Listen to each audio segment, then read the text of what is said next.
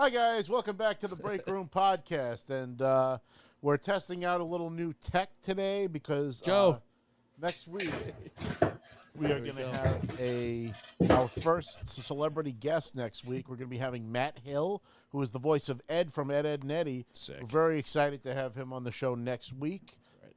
It's actually his birthday today. So very happy birthday to Matt. Happy birthday. Hope you enjoy it. We're originally going to have him on this week, but I didn't feel right about that. I was like, nobody should have to do a podcast on their birthday. You know what I mean? Unless they're running the show and, it's like a celebratory episode, don't spend your birthday, getting interviewed. Go enjoy it. Yeah, some people do say avoid the Friday night and weekend bookings. So, yeah I can understand. But, day of. So, January 19th. Happy birthday to Matt Hill. Nice. We look forward to having you on and test out the tech.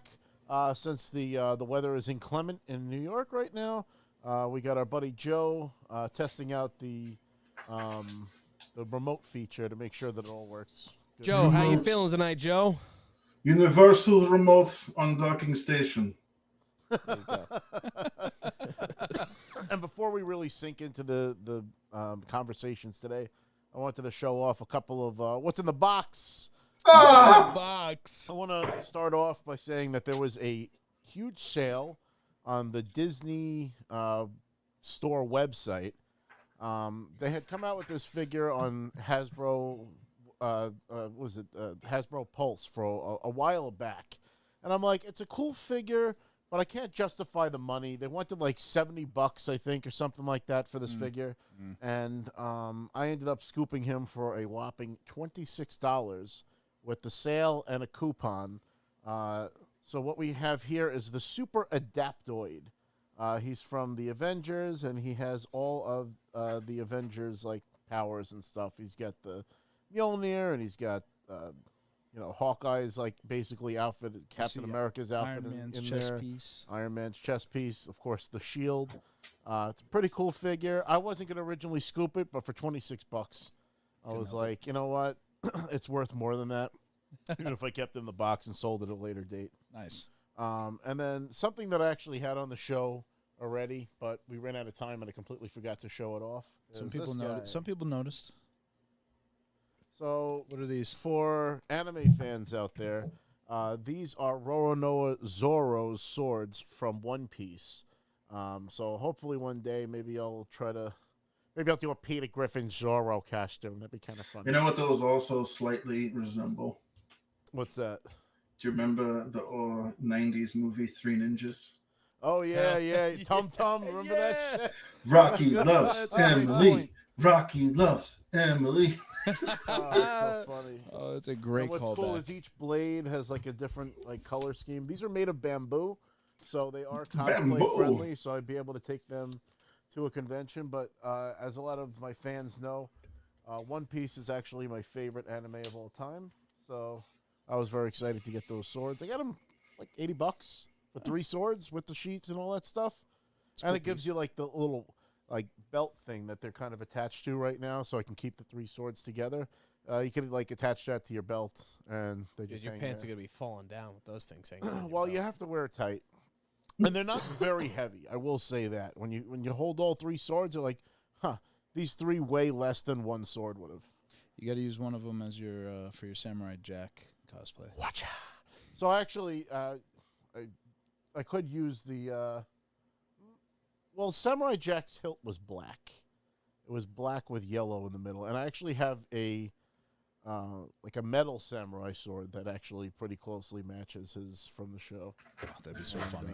I would love. I always want friend of the show, Gruffy Eric. When we used to work together, we always said we were going to go to Comic-Con dressed as Samurai Jack and the Scotsman. Yeah, that would be killer. Eric would make a great Samurai Jack. Yeah, he would. But I would be the Scotsman. This is early Peter Griffin days. I was like, how do I make my leg into a machine gun? Because that's that was my biggest because as much of a cosplayer as I am, I'm not a crafter. I'm not a seamstress. I don't know how to do any of the stuff to make the costumes. I was just fortunate enough to cosplay a character that has normal clothes.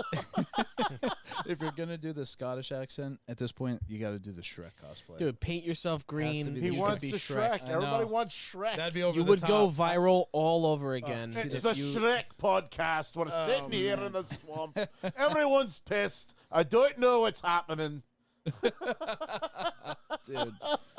I mean, hey, man, so I get it, because when I tried to paint myself blue to be Thrawn, it was a disaster. It's a lot of It work, was just man. a disaster. It looked like That's- an ink bag blew up in my face fucking from a bank robbery. Well, you gotta like blend it with white to get like the right color blue, and then you gotta put like there's like this powder I think you can put on or some shit. right, setting that, like, powder. sets it so Yeah. it doesn't go on your nice white outfit. you Yeah. know? How do we get Joe to go cosplay as something? That's what we got to do. We gotta gotta- get Joe. Joe know apparently what? has to be Joe Rogan, Only- because apparently by fucking God. for some How reason do you he's- cosplay Joe Rogan? I don't know. You fucking- just dress like yourself apparently, and Yeah. just go That's go it. somewhere. guy's got parallels. to Walk him all the around with like a fucking little time. booth, like a. I don't sound like Joe Rogan. No, I don't look like get it. Joe I don't Rogan. understand it. I really don't. I don't Sound know. nothing like Joe Rogan. He's got a squeaky, high-pitched voice. He's like 5'4". He's tan. It's 5'4". No, we got to get him a scouter. He's got to be Napa. Napa would be the one. That's No. it. I don't know what that is. Chris I could be is gonna have Stone to Cold dress as Vegeta Hot. for that. What? Stone Cold Hot. Yeah, we'll take him in the I'll be, vest. I'll be Fat Goku. I don't give a shit. Could do that. Just get him a Stone Cold vest. And You I can be want. Piccolo. I think we have 80s Wrestling Con number 3 or number 5, I should say, coming up in May. And I know you like cosplaying as Sergeant Slaughter. I think the 3 of us should also attend and cosplay along with the rest of the 80s wrestling guys. We could figure, some costumes out and come up with some cool stuff. You gonna dress as the Iron Sheik? Chic. No, they already have a Sheik. No, That's but you true, could be they the do have- Sheik. I don't know I don't want to 80s be a guy I sheik. could be. Yeah, I don't have a look that You could be the Undertaker, man. I'm running around with a You camera. got the so trench that's coat like for a- you. If you Well, want you to could do be it. the Undertaker. You I can have- pull off Undertaker. You I got the could- hair. I could do the pale face. Vin, I have the hat I'd and I have the gloves and I have shave. the tie. So all you need is a black shirt and black pants. That Yeah. would work. I'm down. Fuck And then it. you I'm see not gonna say no. if Sam's good with sewing or something like that. See if she can like make like the sleeves on his shirt like ragged, like it looks like. kind of ripped and Yeah. I got you frayed. I know somebody that could Exactly. do that shit. I That don't would know. be cool. I'd have fun doing that. I don't know who I could if it's 80s. And I don't who have to could talk. be. Who? Oh wait, can you be my? Well, you couldn't dress as him. It would be tough. Be Jerry the King Lawler. Jerry Jerry? Lawler, Yeah. maybe. Could be Jerry Lawler. Yeah. Ricky the Just Dragon not, Steamboat. just not announcer Jerry Lawler. Oh my gosh! Oh man, that would be funny. Is if because they just had '90s Wrestling Con. If we went as JR and King, I think people would have shit. I'll go as Road Warrior Hawk. If we did '90s Wrestling Con, I then would Joe need- would have to be Stone Cold. I would need a crown and I would need The a jacket. shirt. I would need a Jerry Lawler Didn't shirt. Lawler wear the jacket with the shoulder pad, the gold. Yeah, he had like Yeah. a whole Oh, I would cape. love to see Chris in Yeah. But he also had like the the funny like Versace shirts too. Like Yeah. the That's silk fair. shirts. So. You'd have to wear like the PJs, the pajamas there. the one Yeah. piece thing. Sad Yeah. The leisure wear is the Leisure. closest thing that I have to it. Leisure wear. Tricky Ricky's in the house. Hey, Ricky. He's at work right now, but he's got us on passively in the Oh, background. we apologize for the Oh. later than normal show because we were running into technical. Yeah, we were trying to figure I out actually this have an guest announcement. thing. I do have an announcement. You know Pretty what? stable though. I keep- Cheese is falling. Yeah, the cheese is attacking. And also, I just want to mention too, from the dungeon said that Joe could be just incredible. That's not 80s though. No. I'm gonna have to sit with it like that for now. Call him something I'll up. fix it. Cheese stick, I leave will it here. because I stick provolone in my socks at night. I was invited for an appearance to be on the From the Dungeon podcast. I'm Oh, gonna be nice. on, Be fun. and we confirmed it for. I'm sorry, I'm trying to pull this up. I think he messaged me. Yeah, he did. February 21st. Oh, look at that. There you go. So What I'll day be of the on- week is it? That's a Wednesday. It's Wednesday. There you go. See you next Wednesday. Try not to instead. compete with Rob's stream there, but hey, I've done From the Dungeon show. It was a good time. That's great. I'll fix this. Yeah. So that's awesome. Welcome to the show. For anybody that's joining us, I am the GTA valet. For anybody that's curious, I'm not terminally ill, as far as we know. Internet diagnosis says you are sick as a bird. You are like Arthur Morgan, and you have TB. It's the TB. You know, it started because I was sick when I did the first one, and it really, like, if you listen to the first two, like, GTA Valet videos, like, you could hear my lungs, like, really clacking together. Like, it's bad.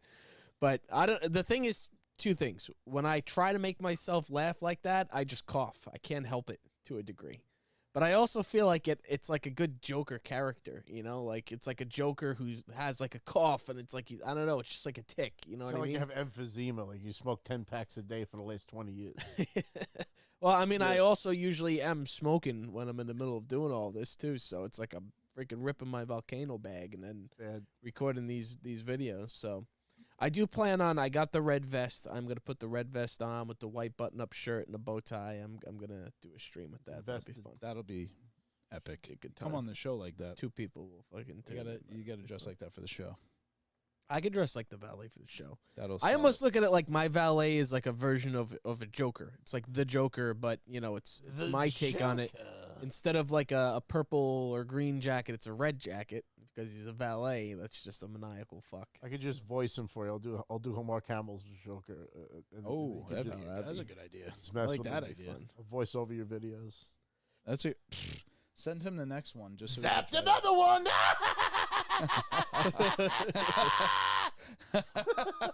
Mark Hamill's gonna comment like, "Wait a minute." He's like, "Wait, I didn't get." We just got to do a code GTA stream and then have you be the valet guy. Spoiler alert! It's not AI. It's really good. Yeah, that Annihilators go first. Terrible. Help. Pokemania. So you picked up some swords. Were there any other acquisitions? No, I showed off everything else on the show last week. Got the Road Warrior figures, which I still haven't opened yet. I'm undecided. I kind of boxed them up with the Steiner brothers. I liked having the figures on those scale. I always liked the Remco figures. I just didn't have them because they kind of predated me. My brother didn't have them either. But I'm digging the style. I really love the He-Man crossover figures. Like that's well, wait, you mentioned the Road Warriors. Joe, what's the name of their manager? What's his name again? Paul Ellering. So Paul Ellering is actually back. Paul Ellering was the manager for the Road Warriors, who are behind Rob there, and yeah, he's back on WWE TV with the Authors of Pain. They got a new stable. They're calling it the Final Judgment or something? What do they call it, Joe? It's the Final Testament is the name of the Final Testament. It's a little bit of a mouthful for a stable name, but I think it's Final Testicle. I think it's cool to see Paul Ellering back on TV. Fucking one hell of a name. Judgment Day, Final Testament, fucking Ulysses is fucking, I don't know, they got some ridiculous The Bloodline. Odysseus. The Bloodline. How about NWO, New World Order? What happened to that? New World Order. Wait, Rob, today, what are you saying? Oh, so I'm sorry to cut you off. No, you said NWO, and I immediately thought of Hulk Hogan. Did you see what Hulk Hogan did this week? Oh no! What did Hulk Hogan do? Hulk Hogan saving lives. I only read that it was like a lady in a car crash. Apparently, Hulk Hogan's the one that saved her life. Yeah, and she was just dying on him. He's like, "That doesn't work for me, brother." And he just brought her back to life.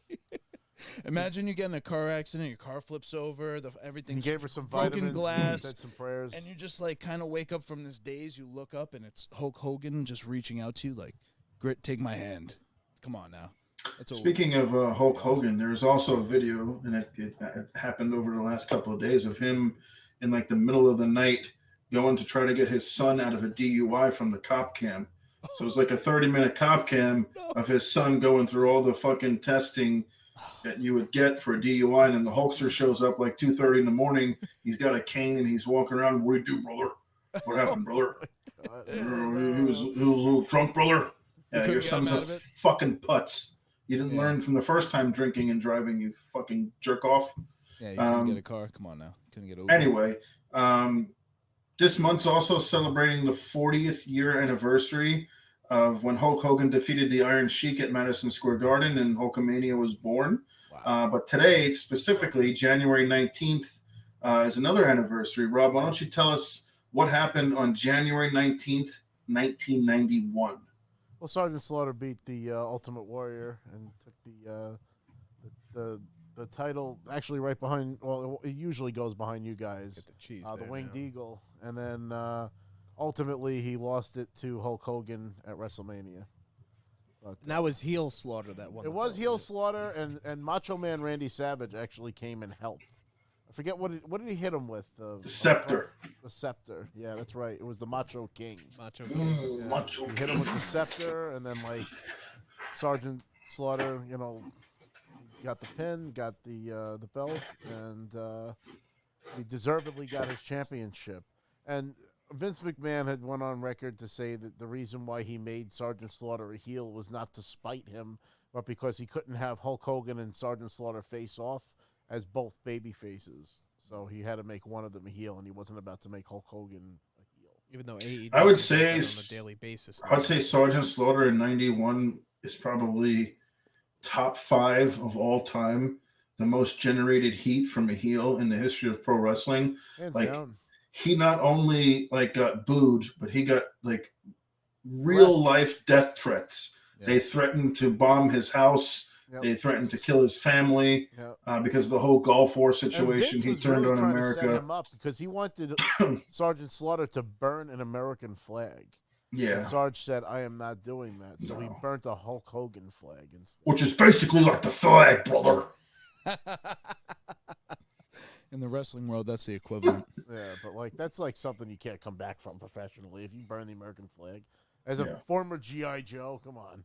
Come on, You're give me really you got to fucking give me a over little his- Slaughter here. You're killing me. Eddie's disease. Give your hearts to America Jones because your butts belong to me. Shout out to Not Sarge. Sarge. The ultimate puke. Sarge has always been very kind to us, so Absolutely. we love him. He God loves bless you. Sarge. It's they say don't meet your heroes, but their heroes weren't Sergeant Slaughter. That's for sure. Hell yeah. Love Yeah, it. so in other wrestling news, if you can see, I have SmackDown on in the back. Right now it's LA Knight versus AJ Styles, and they're kind of segueing into the fatal four-way match for the WWE title at the Royal Rumble, where it's AJ, LA Knight, Randy Orton versus Roman Reigns. I think we're all blowing smoke. None of those guys are going to beat Roman Reigns. I don't think Roman Reigns is losing until WrestleMania. That's just my 2 cents about it. But who do you guys like to win the men's Royal Rumble this year? Well, hold on, because before we even talk about that, to that whole point, some developments. Seth Rollins is apparently injured. He, I think, tore his MCL and partially tore. Is that a storyline or is that real deal, Holyfield? As far as I know, it's real. And apparently, he's supposed to address his condition on the next episode of Raw. But MCL is what? MCL is that that's like The a quad, other side of the knee. right? You're out. You're done. MCL If it's an and MCL tear, it's like 4 or 5 months. Yeah. Oh, yeah. WrestleMania He's is missing WrestleMania. he's probably gonna miss WrestleMania. Now, what I would do is I would just have Damian Priest come out and cash in and take the title from him. That's one Now, way what to el- do it. What else are Then you gonna that do? means he's in the main event of WrestleMania, and what is it going to be? Damian Priest and CM Punk. You know what I mean? Like that. That seems like it would be a little. They have to do something at some point, which is another reason why. Hey, if you want to call Stone Cold up, I'd still love to see CM Punk versus Stone Cold at WrestleMania. And I called that about a year ago. So if the world title is off the plate and out of the picture for CM Punk, I'd love to see Punk and Austin at WrestleMania. Not only will you have Punk Austin, but you also have Rock Roman. And I said that well over a year ago. That would be a WrestleMania you definitely don't want to miss. I would be tempted to go down to suffer in Philadelphia with those terrible people to go see WrestleMania. That would be awesome. Those tickets would be very fucking expensive. I can't imagine. Well, actually, I ran into my brother. Actually, he's going to WrestleMania with my nephew, so that's pretty cool. Okay. They're going to both nights too, so Oh, they shit. don't have to worry about missing nothing. Well, I don't know. I can't see Priest in the main event yet. And then who would it be? Like, maybe CM Punk spins off, does his own thing. I don't. I think he wants it's for the belt. I think if he went against Austin, it wouldn't be the belt. But at the same point, he never said I want to fight for the belt in the main event. He just said I want to be in the main event of WrestleMania. It's a crowded ass fucking It's very main crowded. event for You have- WrestleMania. And dude. they're on What the is TV this? right now. AJ Styles, LA Knight, Then Randy none of that- Orton. I'm sorry, if it's not Cody and it's got to be Cody, Reigns, and then if there's Rock and CM Punk, and I don't mean like those people facing off, but those 4 have to be the contenders for the main event based on what I see, and I don't know shit. Those are the names that should headline the show. It's I agree. I wouldn't mind seeing LA Knight in one of those matches though, just because that would be a guy overcoming. He's growing. I'm telling you. You go to these shows, everybody's chanting his name. Yeah, Everybody. LA Knight is still gonna. needs his time. This is horse shit. LA Knight's gonna beat Logan Paul for the U.S. title at WrestleMania. I'm calling that now. That's probably I think what they're gonna end up doing. He'll go against Something that's not the full. I get that. That makes more sense. I want to see Cody. If Cody doesn't win the belt this year, we'll have the 2 riot. most devastating WrestleManias on film. Like our reactions to both of those things will need to be put together in a compilation because we'll all be just like, this is fucking bullshit. They're fucking him then. It'll be a question of if they already jumped the shark. There's like this high-mindedness that they say, oh, well, it's not a sprint, it's a marathon, and you got to stay tuned. It's not just the story's over. The story's got to continue and grow. But at a certain point, people are going to lose interest in the story. If if he loses in the main events, people are going to, as like a self-preservation type of thing, are going to stop cheering for him. You know what I mean? Well, here's the question: do they want Roman Reigns to overtake Hulk Hogan's record of number 2 all-time days of holding the championship? In order for Roman Reigns to beat Hulk Hogan and surpass him, he would have to hold on to the championship until September. That's hollow. That's a hollow record. There's Very no hollow. way It's you a bullshit can record. bypass Hulk Hogan in any way, and especially with just some number of like, oh, I've held it longer. That's such a weak ass. Barely defended it. Less than 60 Yeah. times he's defended it in 4 years. Right. Sorry. That's the whole thing. I mean, I just Well, don't the get it. WWE has a record of ending streaks needlessly. So You're right. I mean, I just think it's a meaningless streak. It doesn't mean anything. Yes. They're just using it as a way to kind of promote him while he's not on TV. He'll never pass Bruno Sammartino or Bob Backlund's record. There's just no way. So they're just kind of clinging on to that just to kind of promote Roman when he's not on the show. It is Cody's time. It should be his year. To Vin's point, I think it would be like a catastrophic turn of events if he does not win this year, because it'll be a souring of the fan base, and I think the fans will eventually turn on the program, and I don't think they're going to tune in much longer as they would now to kind of deal with that. Because if you're going to go over 2 years of him losing, and what did you bring him back for? Why is he back? Definitely.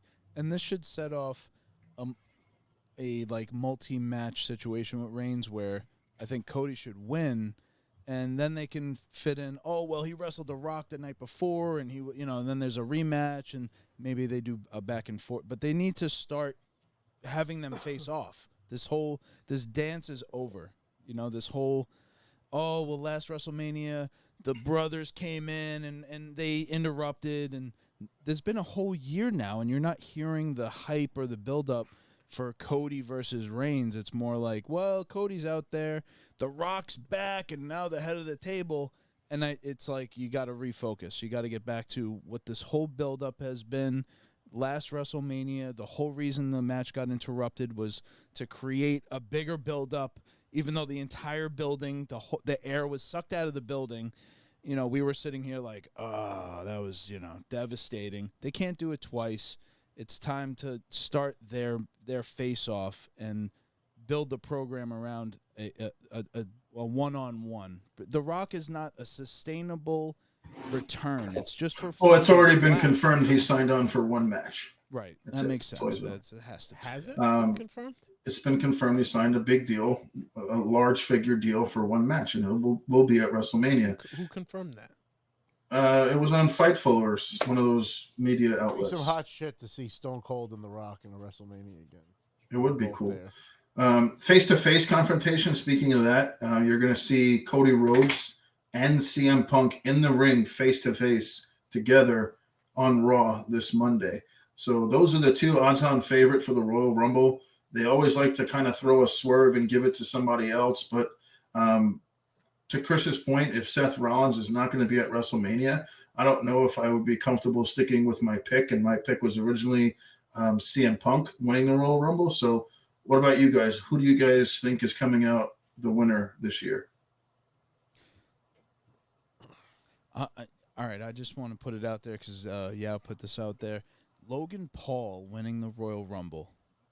No way. Put that into the fucking. Don't even. There's no way. Does that no alienate the crowd, or what that does would that make do? people mad. That would make people mad because I there's already no. We were just talking about how there's no room in the main event picture, and if you wedge that motherfucker in there, I don't know. It'll get heat. I don't know if it's the right kind of heat. No, he's already got the heat. It's David Arquette. It's like David Arquette heat. No, I mean he's a better athlete than David Arquette. I don't want to put him in that same category, but he's a social media fucking jerk off, whatever, fucking whatever. No, he can't be the main event at WrestleMania. That's not happening. The fucking Vine star. Don't even joke. I get you. All right, I just wanted to hear why he can't be that, which helps me get past the idea that he would. Well, he's the U.S. champion, so there would be no point him. I don't even think he's going to be in the Rumble match itself because he's defending the U.S. title at the Rumble against Kevin Owens. Oh, okay. Great point. Yeah, I think it has to be CM Punk or Cody. I don't really picture anything else. Well, I mean, is there going to be a surprise? Is there going to be a swerve? Would Big E come back? Is he healthy enough to come back? That would also throw some. That would be amazing. That would be some changes in the armor. Then you put Big E in the main event. I don't. There's so many things that can happen. So this year's Royal Rumble is going to be highly anticipated, very unpredictable. I'm sure you'll get Brock Lesnar coming out at the Rumble. I did predict The Rock would be an entrant at the Rumble this year. I don't know if I'm going to keep that prediction, but you never know who's going to show up at the Royal Rumble. Another prediction I made last week was potentially Goldust coming out to help Cody at the Rumble. Well, he's under contract with AEW, I think. I mean, unless they did write him off, but I don't know. He's been quiet on the the Twitter. He's usually pretty verbal on there, and I feel like he would usually pop up in my timeline. Well, he was on there recently when all the tribalism was going on. When Tony Khan put out the tweet, and then with Jinder Mahal and Hook, and which was a week ago or two. Mm-hmm. He did chime in and said, "Guys, can we chill with the tribalism? Both are good. Why can't we just enjoy wrestling?" Something along the lines of that. That would be interesting. Hey, I'd always love to see Goldust. We won't see William Regal, but hopefully he makes an appearance at some point. He just says, "War Games!" John Cena comes out. Oh, somebody said Pete Dunne. Yeah, I'm sure he'll make his name will come back. Batista, he's gone. Blutista. He's That shit always cracked me up. I don't know why. What about if the Hulkster comes out for the 40th anniversary, brother? That would be nice. And he's in a Rumble entrant, brother, with the cane and all, brother. You know what I'm saying? Yeah, he's a guest star. Canaanites. Well, the reality is, too, you have the Royal Rumble, which will determine who's going to go for one belt. So let's say CM Punk wins the Royal Rumble. He's going for the world title. We don't really know for sure because Seth's injured now. That might change things. But let's say CM Punk wins the Rumble, and he's going to go against whoever's the world champion if it's not him already. I don't know. It's really all up in the air now. That gives the other belt, there's still a chance of who's going to go for that one, right, for WrestleMania. So usually the following pay-per-view, which is No Way Out. Elimination Chamber. Now it's Elimination Chamber. It used to be No Way Out. No Way Out was a cooler pay-per-view, in my opinion. But Elimination Chamber is in the same spirit of No Way Out. It's a chamber, whatever. That's going to determine who's going for the other belt. So if Cody doesn't win the Royal Rumble, that means that in the following pay-per-view, he would have to win the Elimination Chamber, which would then determine who is going to, face Roman. Yeah. So Yes. I don't know. I feel like they'll probably do Punk. At least that's what I thought until the news of Seth being injured. But now you might see at the Elimination Chamber, they might have whoever wins that wins the World Heavyweight Championship, the vacant title. Yeah. Yeah. So I mean that makes the most sense. I don't know. Things are definitely going to be interesting. We don't know if MJF re-signed with AEW or if he's going to actually show up in the Royal Rumble. That's an interesting point too. It's fucking interesting. You don't win that though. I mean, I feel like it's a waste of a debut if you're not going to win it. Well, AJ Styles debuted at the Rumble, and it wasn't a waste of a debut. That was a good debut. It worked for AJ. Yeah, it's true. Yeah. So we'll see. There's, it's the question of who's going to win, and also if we think who might be a surprise entrant. So Rob, I don't know if you have any other. If you think it's, I got no opinion one way or the other. I mean, if I had to pick my favorite, I'd say Cody deserves it. I'd like to see Cody. I'd like to see. But Cody he won it last year, right? That's true. That's a really good point. I think they're gonna have to switch up how he's getting to the WrestleMania main event, and they're gonna want to make it a struggle. If they have an opportunity at this point to start building this arc and really ramping up the anticipation for WrestleMania, now's the time to have Cody get thrown out as like the second or third guy, and everyone's like, "Oh my God, Cody's out! Now he's got to go into the chamber." It makes a lot of sense to really start that build up into WrestleMania now, and him not to win. I think the CM Punk thing makes. I don't know. I just think Punk wants the main event, so I don't. Well, he's also never won a Royal Rumble match too. That's the other caveat to that. Punk, never won the Rumble, so. Right. That's a big reason for him to win. I can't see Cody winning the Royal Rumble 2 years in a row. Right. I mean, it's possible. Stone Cold, I think, didn't he? 3 people did. Stone Cold, The Rock. No. And The Rock didn't win 2 Royal Rumbles? Just one. So Stone Cold with probably Triple H. Hulk Hogan? Shawn Michaels. Hulk Hogan won 1990, 1991, back-to-back years. Stone Cold won 1997, 1998, back-to-back years, and also 2001. So he's the only 3-time Rumble winner. Right. And Shawn Michaels won the Royal Rumble in 95 and 96, back-to-back years. So if Cody wins, he would be the 4th person to win the Royal Rumble in back-to-back years. So yeah, I'm an encyclopedia. I know. It's happened before. No, it's happened before. Yeah. Puts him in, puts him in the same, class of Hulk Hogan, Shawn Michaels, and Stone Cold Steve Austin. Not a bad argument for him to win it. They got to start it. They got to start the program. Start getting it really geared around him. Again, Joe's brought it up. He's selling the merch. He's putting asses in seats. He's got the crowd. Everything's ready. It's like ripe for the taking. I don't understand. If they didn't do it, it'd be such a fumble, and it would be it'd be a sign like, oh, this Triple H savior thing, or not a savior, but everyone's really liking what Triple H has been doing, and it'll be a ding. I think it will really affect how people perceive the future. Everyone's really excited. I actually see in the background, Joe's got SmackDown going, and we're not even talking about the return of fucking Randy Orton, right? Yeah, Randy Orton needs a place. I don't know if it'll be, that's the thing is, assuming that it's Punk and Cody in the main event picture, at least, that, that's what I was saying. Where does that leave Randy Orton? Where does that leave LA Knight? You put LA Knight somewhere, so we say he'll go against Logan Paul probably. Randy Orton. If we look about villains, Solo needs to face somebody. You have the Usos to take into account too. So maybe it's, I don't know, Randy Orton versus Solo. I feel like that would be a little underwhelming, but they've done that on SmackDown already, though. It's just had it on SmackDown. You know what sounds like a good match? Randy Orton, Cody Rhodes. That sounds like a fucking cool match. That's definitely down the pipeline, and that's my question: is if and when Cody finally does win the belt, and he's now the baby face on top. Now you have to build a different type of program where you have this good guy and all the bad guys are coming after him instead of this bad guy that all the good guys are trying to go against. Good point. So the whole program is going to flip, and I wonder, they've been good at writing this story where there's a villain and all the good guys can't take him down. Are they going to be able to do the inverse of that? Are they going to be able to have that, You know what? You're right. You know what the tough part with Cody Rhodes is? He's not the anti-hero. He's not the Stone Cold, Right. He's not the antithesis. He doesn't have this. He's Superman. Yeah, he's Superman. That's tough. That's always tough. Because it's not, it's not a matter of building up Superman. It's a matter of building up this cast of villains around would him. Superman be as great a hero if he didn't have, people to take down? You know what I mean? He's got a lot of opposition to take down. Well, I mean, I'm sure Randy Orton would have no problem going heel. Full well, Right. he's going against all these guys. He's going to be going against Randy Orton. He's going to be going against CM Punk.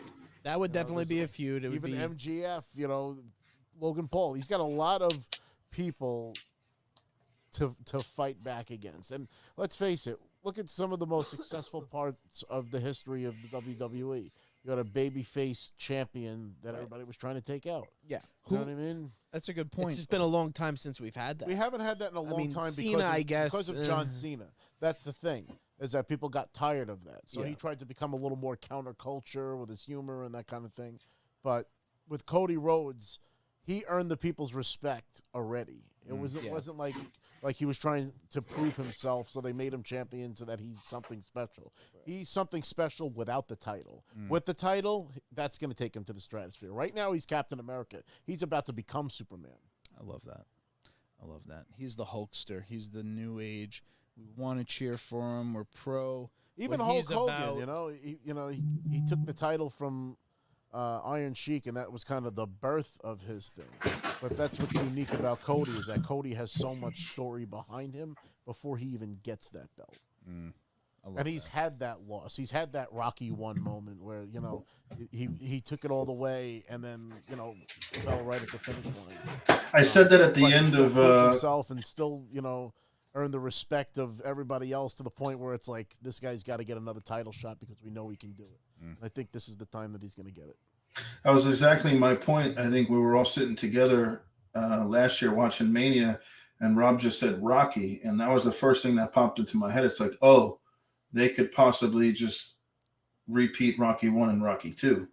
Rocky 1, he goes through the struggle, he trains, he works his ass off, and he comes 1 second away from beating Apollo Creed, but he loses. And then finally in Rocky 2, he comes back and he wins the title. So they could potentially do that. I mean, I don't see why they wouldn't do that. It would be a big missed opportunity if they do not do it this year at this venue for the 40th year event of WrestleMania. Agreed. Crowd needs it. They're craving it. So that does still leave the question, where does that leave Roman? Where does it leave Drew McIntyre, who's even becoming a little bit better? Whatever's going on with Roman Reigns, he needs to take the time he needs. Why is he not involved? There has to be something else going on. We've speculated maybe he has. We understand he was sick before. There just has to be some underlying reason why he's not wrestling as much as he should. I don't buy the whole, we don't want to overexpose him. It seems there's never been, Hulk Hogan was never overexposed. No. Stone Cold, The Rock, all the guys that we reference as on top were never overexposed. They were on TV every single week. Stone Cold was coming out and stunning somebody, or something was happening to drive the. It's a little bit different the way that the WWE is built today, as opposed to the 80s where Hulk Hogan was the draw. Like, you went to the wrestling show to see Hulk Hogan. You went to the wrestling show in the 90s to see Stone Cold Steve Austin. Now you go to the wrestling show to see the show. Like, the WWE is the selling point because they have all these guys. They don't have one guy that's carrying the entire roster, the entire show. You can say what you want, who sells this, who sells that. There's not one guy. Yeah, there's guys who sell more than others, but there's not that one star that you had, all the way through the 80s and 90s. There was always one star that sold the tickets, put the asses in seats, and was the sole reason why you bought a pay-per-view, why you went to a live event. And that was like Hulk Hogan, Macho Man, Ultimate Warrior, Bret Hart, Stone Cold, The Rock, on and on and on. And I think once they shifted off of the Stone Cold Rock era, it became so massive in popularity that it just became, now you're buying a ticket to see the show. You're buying a ticket to see WWE. That's a good point. All right. Joe, just totally out of left field here, but something that came to me, I was thinking last night. I don't know I know you fuck Goldberg and all that, but I don't know if you've read anything he said recently where he feels like he was slighted because he never got his final retirement match. How cool would it be, though? They couldn't afford to hurt any more people. No, well, I mean, he came back. He hasn't hurt anyone since. He almost killed the Undertaker. What are you like for real all this time? Oh well, That man almost died. That's true. Yeah, he did drop Jesus in that match. It's true. Well, I was gonna say it would be pretty cool though. I think if he has to have his retirement match, Braun Breaker. It would be cool if he got the Braun Ebola destroys virus him. and went away. That would be cool. I like that. Braun Breaker destroys him, gives him a spear.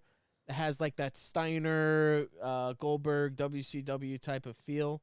I feel like that would be a cool way to. I don't want anything to do with a 55-year-old Bill Goldberg. Stay home.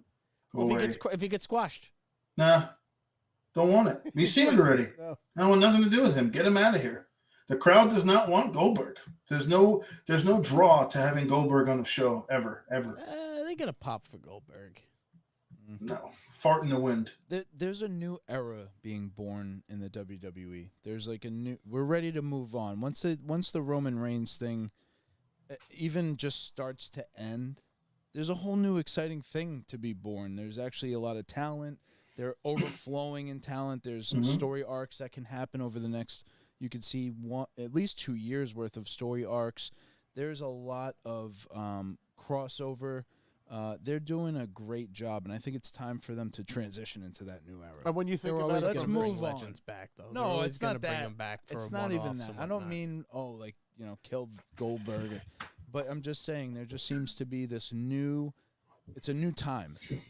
I mean, WWE has always been very much about pushing the younger stars and phasing out the older guys, and that's why WCW had its resurgence, because you had all these ex-WWE guys go there, and people still wanted to see Hogan and all these other guys. So even the AEW thing has died so much. There's not the same. it's a promising well, future look at for AEW. Vinceless WWE. Look what AEW's doing. No, nobody gives a shit. Everybody's focused on what WWE is doing. Well, So, AEW did that to mainstream. themselves. They got hot for a while, and then they had the inmates run the asylum. Tony Khan doesn't know how to handle his locker room or kind of handle, anything. He's on Twitter tweeting about the other show when he should be talking and focusing about his show. So AEW, when CM Punk came out, they were moving. They were moving tickets. They sold out the United Center, which is a lot of tickets in that building, and then it just went downhill from there. They had Bryan Danielson, CM Punk, all these guys to start, Samoa Joe, like they were on the rise, and they just there's some things that you can do. You can make some big mistakes, and when you make some big mistakes, the audience is just going to tune out of it. And I think they made some pretty big mistakes. I don't know that there's that one star anymore that can go to AEW that's just going to kind of bring it up. Like they're not going to get John Cena. They're not going to get The Rock. They're not going to get anybody like that. I don't think anybody like that out there currently exists that would elevate AEW to kind of go head to head with WWE ever again. They're just going to be a watered down indie show with high production value. It's the way I They're look probably at it. going to get bought out by WWE eventually. Tony Khan is a lot of money. I don't know. I I mean, don't even be Like worried. out of spite, he wouldn't let that happen. He's very spiteful. When millionaires or billionaires are spiteful. Billionaire's kid. Yeah, He's not a billionaire. Well, his dad I was can't really billionaire, watch so- AEW right now. The product is unwatchable. Like I said before, it's it's a promising future for a Vinceless WWE, which we weren't sure about because let's face it, it's a WWE that's being run without a McMahon at the helm. And, I think it's promising for the next 5 years. But once the Cody Rhodes, the AJ Styles, the CM Punks, the stars that are big now, once they go, I'm not liking like these new stars who are just up and coming. They're too Carmelo generic. Hayes. They're generic. They look like, creator wrestler. They're not gonna. They're wrestling is on its last leg, in my opinion. So that's why I'm trying to enjoy it as much as I can. I don't think I'm going to be watching pro wrestling at 50 years old or WWE at 50 years old. I don't just the stars that are out now. They're just not good. They don't have characters. Like we were talking about Royal Rumble 1991. Those whole shows in the 1990 era. You can rattle off the list of the entrants in that Rumble, and it's a who's who of the wrestling world.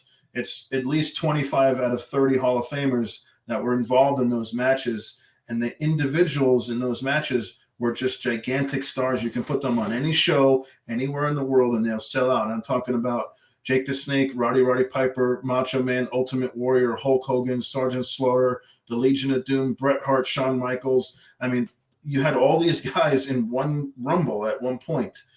You're just never going to have that level of talent and that level of notoriety in terms of the characters. Like, they were larger than life characters. Andre the Giant, Dusty Rhodes, those guys, you're never going to get that again because they spent years in smaller regional promotions building up their names, and then to put them on one show all together, you're just never going to have that again. So I do think that point they were in different regions and all kind of, where you're forged determines the type of guy that you are, right? So you have like somebody that's comes up in the New York or Philadelphia, the Northeast area, and you had guys that would come from, Tennessee or There's a theme. in the South in certain areas, McMahon or Florida. Sr. was kind of like, I like to attribute him almost to like a Lorne Michaels. So when Lorne Michaels created SNL, he went to Second City and grabbed all the best people from Toronto and the best people from Chicago and kind of meshed them and put them on a show, and then that's what created SNL. Vince McMahon Jr., the Vince McMahon that we know now, kind of did the same thing because Vince Sr. was very much about the territories and separate territories. He had the New York, New Jersey territory, and then you had the South, and you had a bunch of different regions. And WWE, WWF at the time, ended up bringing them all together under one banner, and I think that's why you had so many superstars under one roof because it was never heard of before. One thing I think that can help at least attempt to revive this and what we're talking about. Well, first is a passion amongst the fans and people who want to be wrestlers. There's definitely still a lot of people who want to be wrestlers, but there seems to be some kind of bottleneck about how they're going to create the superstars. Like you're saying, these superstars came organically, and what they're doing now is trying to pop star fucking Hollywood these people. Oh, we're going to train them to be good wrestlers. We're going to coach them and do all this bullshit. Yeah, and it's bullshit. Cody Rhodes is popular because he paid his dues. He did all those things that the old school guys did. And the one thing I will say, the one thing I'll say is, I did notice, or I thought to myself, when I saw The Rock's recent promo, he was really edgy.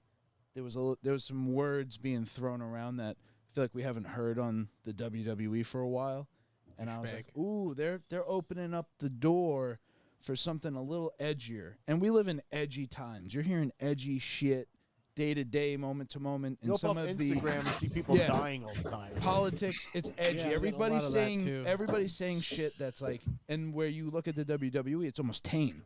And that doesn't reflect the times. And if they start to reflect the times a little more and get a little edgier, and we've talked about this, Triple H talked about how you couldn't continue to get more edgy because there was an edge you couldn't go over unless it was just killing people. But now I feel like they've reined it in so much, you could go back and open it up a little more. Let the words come out that, I get it. It's not for kids, but they changed the rating. They went to a whatever. It used to be rated PG, and now it's rated PG-13.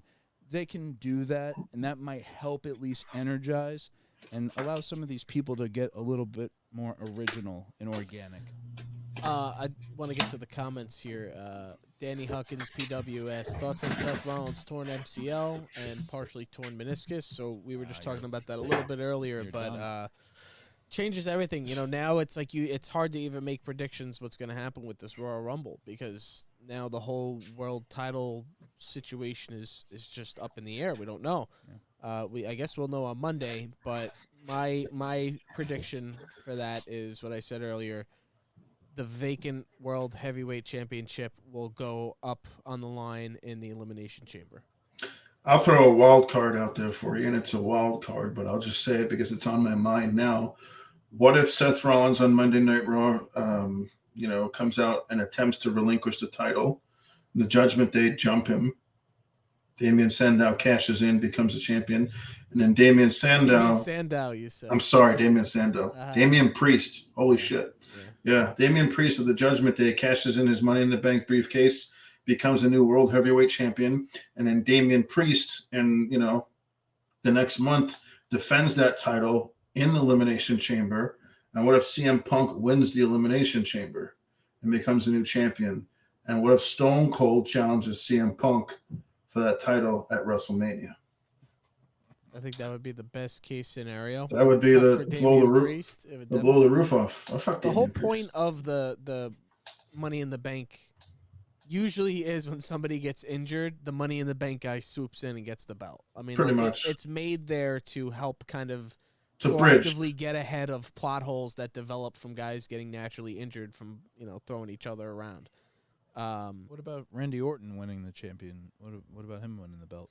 I don't see him in the champion. I don't know. It's weird. I mean, he's fucking. Well, he's a the best SmackDown- shape. He's the best. Yeah, If anybody could deservedly, he's a monster. yeah, he's There's a good definitely reason to have him win it. I think he's impressive. I think Joe's brought it up in the past on his first appearance. He was impressive, physically, athletically. The There was body. just a presence to him. He's that been you around might for a as well. while though. He's been in the main event picture Right. already. What's the I point think. bringing him back?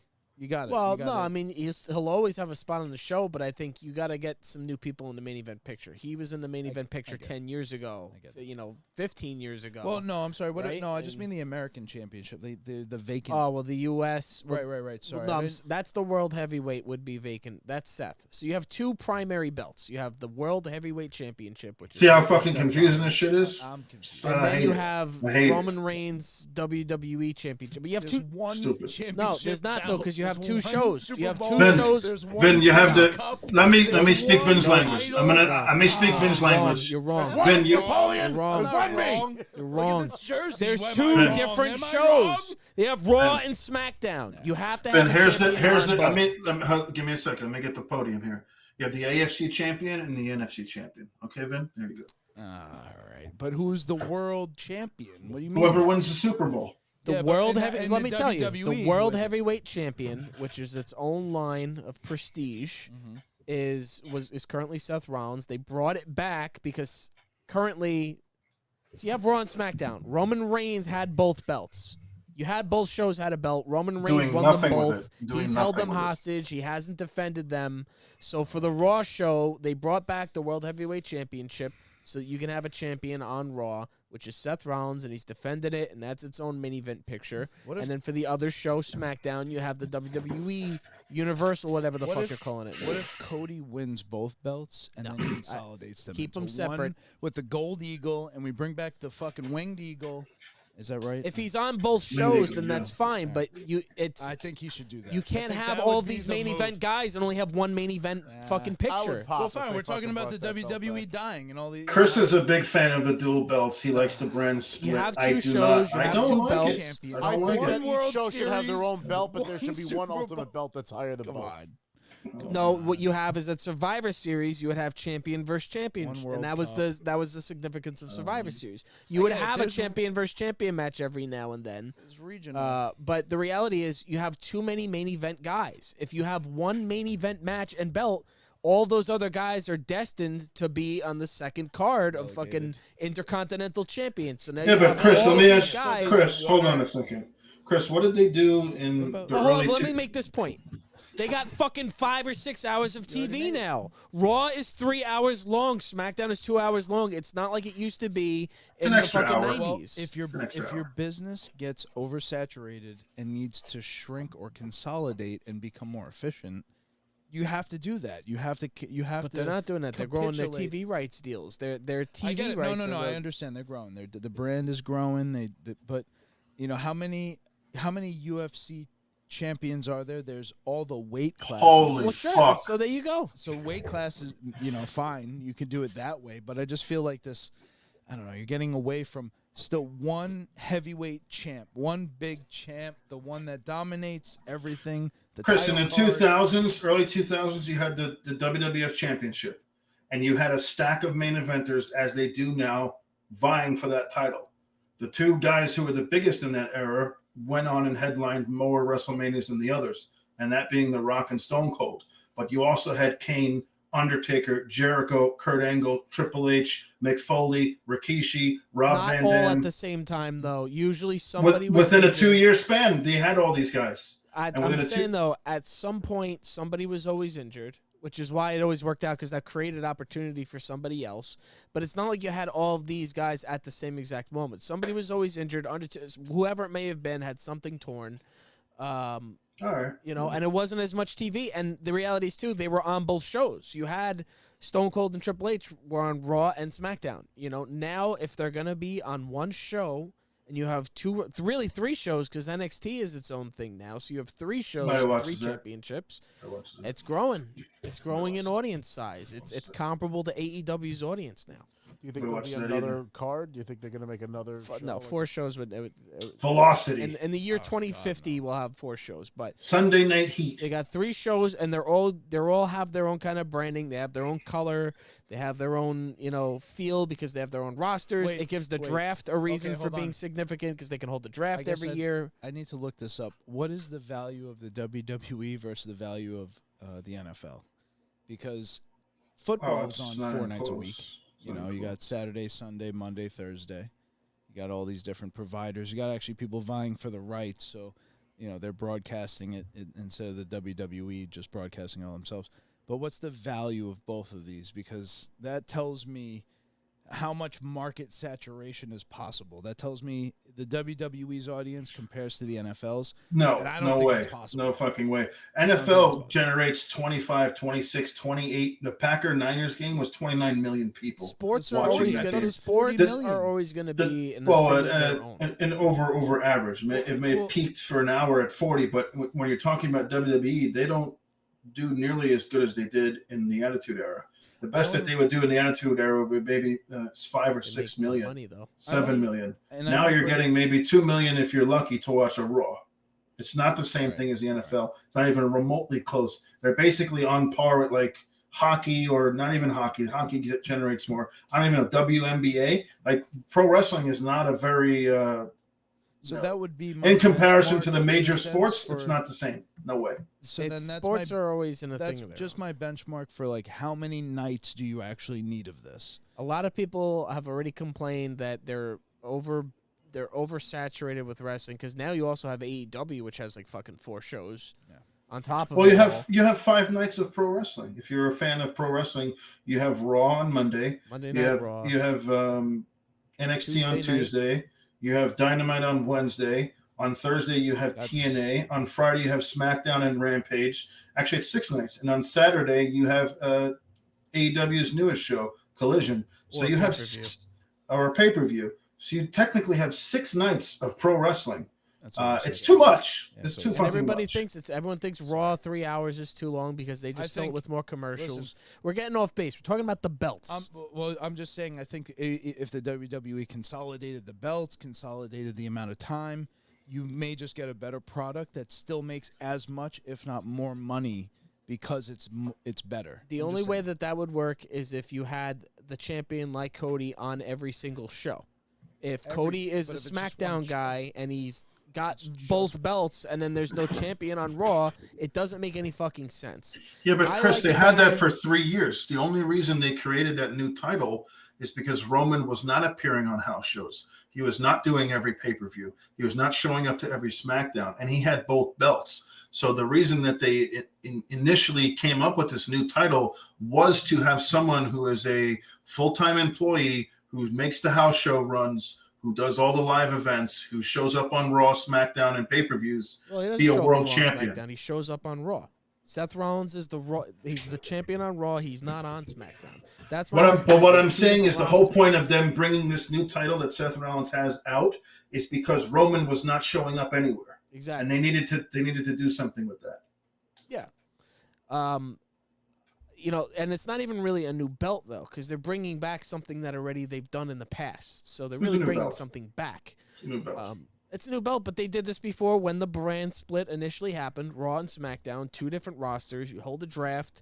Each general manager drafts guys to their brand. I hate the draft. Interesting. Horrible. Sucks. You don't like the draft? No, because you have Raw or SmackDown at Madison Square Garden, and what if I like a guy who's on Raw and they're showing SmackDown? I'm not going to go.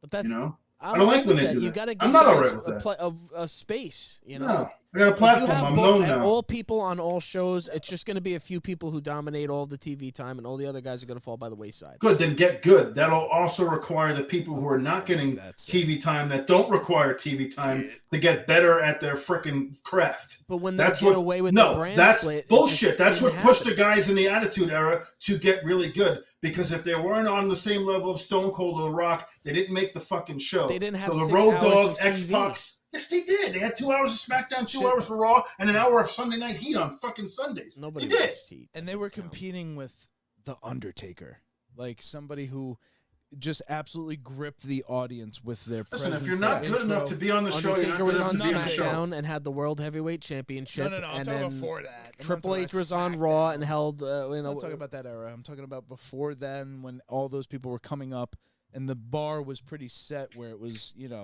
like Joe's saying, super high level talent. They lowered that bar. The Yeah. bar has been significantly lowered. But they also don't have a pool of talent coming in from all of these regional promotions because all the regional promotions are dead. So they have to build their own stars from the ground up, which now creates a whole nother dynamic that you have to take into We accountability. could talk about They're this for raising 6 these hours. guys. We could really talk about this all night. I know. We could go in circles. I'm just thinking that the talent thing is where sometimes it's something beyond the measurable. It's something beyond, like, it almost feels like, oh, we did research and people want this, and this, and they think this person checks these boxes versus letting somebody more, like, organically rise to the top. I don't know if they do that as much either. anymore. When it was Daniel Bryan, it was like he was not really a high card character until he started going the no, and then the yes, and then that shit got him over. You never know what's gonna do it. When The Rock first came out, everybody fucking hated him until he's like, "Fuck you back," and then everybody's like, "All right, Hey, I appreciate that. Yes, because it was a competitive environment. These guys weren't working off guaranteed salaries, where regardless if they're on the show or not, they're getting paid the same amount of money. If you didn't draw, if you didn't sell tickets, if you didn't sell merchandise, you didn't make dick. So they don't have that anymore. It's not a commission-based, process anymore. Everybody has guaranteed contracts, so there's no more huge motivation to kind of reinvent yourself like the Stone Cold, like The Rock, like Triple H. That's not These totally guys- true, though. Because, look at LA Knight. He was a fucking maximum male model, and he was on the ropes in terms of his career. And, He went back to what worked for him, and it worked for him. But he's a prime example of someone who's like, this isn't working. I need to go back to what's going to bring me to the that's dance. my whole point. Is it still happens? But if you keep giving all these guys opportunities that don't belong there, you're never going to get that competitive. Like, not everybody's an LA Knight. Not everybody's going to take that initiative. Not everybody's going to have that personality. You have. They're not afraid to release people. They've released a ton of people if they don't really pan out. So, I don't know. we got comments. We got a lot of comments. The comments. Let's go to the comments. We'll wrap up wrestling, and we got some sports talk to come with you guys, and some video game news as well. Yeah. I just want to put my closing thoughts on this. You have Coke and Pepsi. Who are you gonna say is the best fucking soda in the world? There's no. It's okay, What do but you that's mean? my point. What is the best Coke in the and Diet wrestling Coke. industry? It's all a matter of opinion. There is really no best right There now. is. So, There is. I don't see why you can't have Coke and Pepsi. But You can, Danny but- Huckins PW says, "Thank God Vince McMahon is gone. The old bastard almost ruined WWE. Triple H is doing great. I don't think Vince was ruining it, but I do think that it's only been better since Triple H has been at the helm. Is it like that Bulls Doing coach? Uh-oh. Hey, We'll Vince get to gave that. us some of the greatest TV that we've ever fucking had in our life. When you go back and you watch 90s wrestling, I'm like grateful for the entertainment. So I'm wearing an NWO hoodie. What the fuck are you talking about? well, of hey, course. and you got to give Eric Bischoff some credit too, there. Joe. I give Eric Bischoff credit. Martin says one belt, that's it. Dilutes Thank the you. actual championship. There's Big Marty. That's right. That's my baby. All right, Big Marty. Thank you, Big Marty. Danny Huckins said WWE was at its peak from 1997 to 2002. Yes. I'd say, yeah. I mean, I even put 96. And then also, I would say 84 to about 1990 was the peak as well. Yeah. All up until Said they no, the fucked over belts. Bret Hart. The more belts, the less value they have. But you see, I think too, when you compare it to AEW, who has like fucking like 16 belts right now, I think it's not even an exaggeration. They might even have more than that. Having two belts for one belt for each show doesn't seem that unrealistic to me. Literally, look at Going in circles. Look at AEW. They have so many fucking belts, Vin. You'd lose your fucking Joe. Why would they want? That's Why would all. they want to do what AEW's doing? It's not They working. don't. That's what I'm saying. In comparison to AEW, one belt on each show doesn't even seem like You that. can't compare them to AEW. AEW is RC Cola. Diet Dr. Pibb. Martin Value said Club. Monday's Raw drew 1.419 million viewers go. compared to the Browns-Texan AFC wild card game, Thank you for which that. averaged 29 million. So There you that's, go. Thank That's you. not even remotely that close. there's- Just But I saying. think- sports are I'm just just always saying, going to and I'm not- attract. and I'm just saying. Listen, to I think put a reruns benchmark. of Judge Judy generates more viewership than Raw. Phil Dunphy said he saw Iron Claw, which we all still have to. I really want to to see that. He said it was pretty dark and depressing, but he enjoyed it. Oh. So yeah, it's still on great the movie. list. It's not going to be in theaters much longer too. No, we'll have to wait till We're just gonna say streaming. we watch Then he said crazy story. And then from the dungeon said, true, Danny, but more belts for kids to buy. Because he said more belts equals more money earlier. And they were like, no, it dilutes it. I think his point was that it's merch. You know, those belts now. The merch. Yes, Obviously. it's all marketing. He's not wrong. Belt, Everybody all gets a good. belt. I'm It's all- fucking I'm Oprah down- Winfrey with belts I'm down over with here. multiple belts, but I'm You'll just get a saying, belt, and you there's get a one belt, and you get a world belt. champion. Yes, I Get like the the format of the participation one world trophy belt. champion. It Oh, you also wrestled. Here's a belt because you lost. It also in the 90s and 80s elevated the Intercontinental title. The Intercontinental title is a very important title, and they've kind of brought that back with Gunther. He's done a good job with it, but he's still not a world champion. The Intercontinental title was like the title that you got before you became the world champion. It was almost like, you won the AFC championship, you made it to a Super Bowl, but you lost. So now the next time you're going to make it there and you're going to kind of take the title home like the Bills are this year. And I said it last week, and we can segue into football, Vin, because I know you got the fucking Packers jersey on. And we're talking about ratings. I'll take I'm myself I'm to saying the count. same We'll thing that I smoke. did last year. I'm going to say last week, not last year. My pick is still up there, and I'm still sticking with my pick. Buffalo versus Detroit Super Bowl. Buffalo Detroit Super Bowl. That'd be the rarest Super Bowl of all time. That would just be a new champion game will that be you've crowned. Never seen. I don't think it's ever happened. You'd have to go look. Buffalo made 4 Super Bowls in a row, lost all 4. Detroit's never made the Super Bowl, or they never did it. Poor Kelly. So. Yeah, he got fucked. Yeah. So it's an exciting weekend coming up. I'm obviously ridiculously hyped for tomorrow, 8:00. Packers 49ers in a battle. This is going to be, talk about underdogs. We talked about it last week. The Packers were the ultimate underdog last week against the number 2 seed Dallas Cowboys. The Packers went in there and just fucking trounced them. There was just no game happening. Both sides of the ball. Jordan Love. No way. There was no way. Jordan Love looked, amazing. Aaron Jones opened up the whole game running the ball, so it just enabled everything to go right. It was an impressive performance. I was surprised at how good of a performance it was. I hope to be pleasantly surprised tomorrow. It's a tough matchup. I picked the 49ers to go to the Super Bowl this year based on, just the fact that the Packers were in rebuild mode, youngest team in the NFL, youngest offense of all time. I really didn't think it would ever come down to a divisional playoff between the Packers and the 49ers. I don't know if anybody had us picked, but I think there's a really strong possibility we go in there and shock the fucking world. There's just a level of play that's happening that when you see things clicking on a team, it just you can't help but recognize it. I think anybody who watches that game or watches the tape, even the 49ers defense watching the tape, they're making this face. Shit. Oh, okay. I didn't know his name. Now I know his name. Now I know who these guys are. Bo Melton. I got a great text from my buddy Dan. Dan texted me, "What the fuck's a Bo Melton?" I had to laugh, because that's exactly who these guys are. Nobody knew them. Jordan Love was basically the biggest joke pick over the last 3 years. Everybody just laughed at the fact that the Packers were going to move on from the Hall of Fame quarterback Aaron Rodgers. I was, of course, just as upset at the time of the pick because we were on the road to the Super Bowl. We lost NFC championships.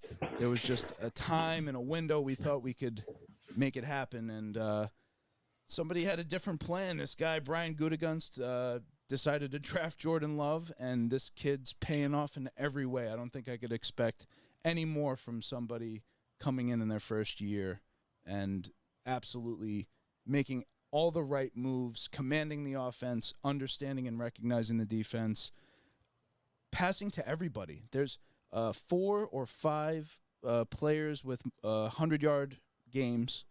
There's basically everybody on the offense has a passing touchdown. I'm shocked. And to go in and have the opportunity to go do this, there's a very strong chance we lose. We're 9.5-point underdogs. It's a big gap. The entire universe has picked the 49ers to beat us. But I would be running down the street if we pull this thing off tomorrow. So go Pack, go. I can't wait. I'm ecstatic, and I can't wait that I'm so happy that's a Saturday game because I couldn't wait till Sunday. Yeah, I think my 2 cents on the thing is I think Jordan Love is the hottest quarterback in the NFL right now. He has been for the last 4 or 5 weeks. He's got 21 touchdowns and 1 interception. So his QBR is through the roof right now. San Francisco is a big question mark for me. What 49er team is going to show up tomorrow night? Is the 49er team that the first half of the season is going to show up where they're just laying out teams and they're just blowing everybody out? Or is Brock Purdy going to show up and he's going to be a turnover machine as he was the last couple of weeks of the season? So I think that's a big question mark, and that's one of the reasons why I would not take that spread. 9.5 points is a lot to a team that's playing very, very well offensively right now. I'm talking about Green Bay. 49ers obviously going to be a favorite because of the team that they have around them. But out of all the quarterbacks that are left in the playoffs this year, I think Brock Purdy's the worst. So I think you do have a really good chance, man, of making it to the NFC Championship against the Lions. I'm picking the Lions all the way, baby. Lions. I like the Lions in that game. I think they're at home. They got everything on their side to go win that fucking game.